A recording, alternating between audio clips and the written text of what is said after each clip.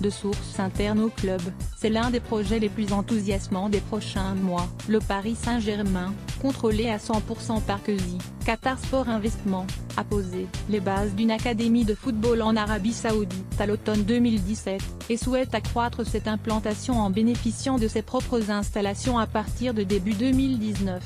C'est audacieux et c'est un vrai pied de nez sur le plan diplomatique, s'exclame Clarence Rodriguez, journaliste correspondante basée en Arabie Saoudite de 2005 à 2017. Depuis le 5 juin 2017, les relations entre le Qatar et son voisin sont rompues, avec des soupçons de financement du terrorisme en toile de fond de la crise diplomatique.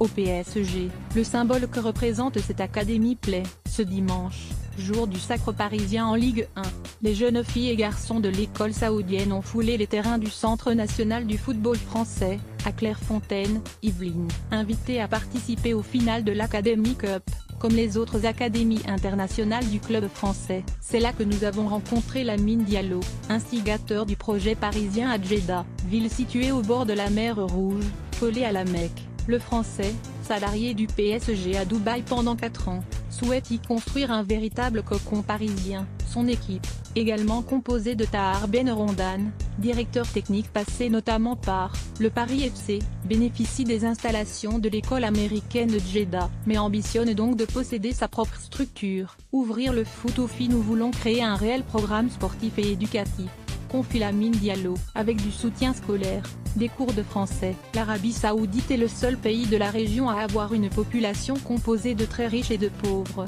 C'est aussi un défi de mélanger des enfants millionnaires et ceux qui ont moins de moyens. Pour ces autres académies, le PSG ne se contente pas d'apposer son logo et de distribuer quelques chasubles. Le but est de faire sortir les gamins de leur cocon, poursuit Lamine Diallo. Il faut leur donner le goût de l'effort, d'un sport collectif.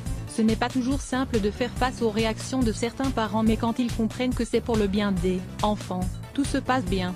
Aujourd'hui, 150 enfants sont inscrits dans cette école de football, moyennant environ 500 € l'inscription annuelle. Le PSG regarde aussi du côté des jeunes filles, afin de développer la pratique du foot féminin. Le sport est obligatoire pour tous à l'école depuis quelques mois, explique Clarence Rodriguez, auteur du livre Arabie Saoudite 3.0, Parole de la jeunesse saoudienne. Ce n'est pas encore dans les mœurs, mais une fille peut désormais pratiquer un sport en public.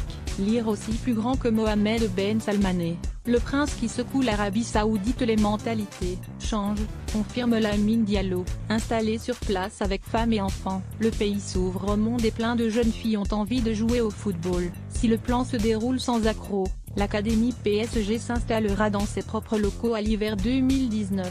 D'ici là, le Qatar et l'Arabie Saoudite auront peut-être fait évoluer leur position. Arabie Saoudite 3.0, Parole de la jeunesse saoudienne, de Clarence Rodriguez, ed. Éric Bonnier, 172 pages.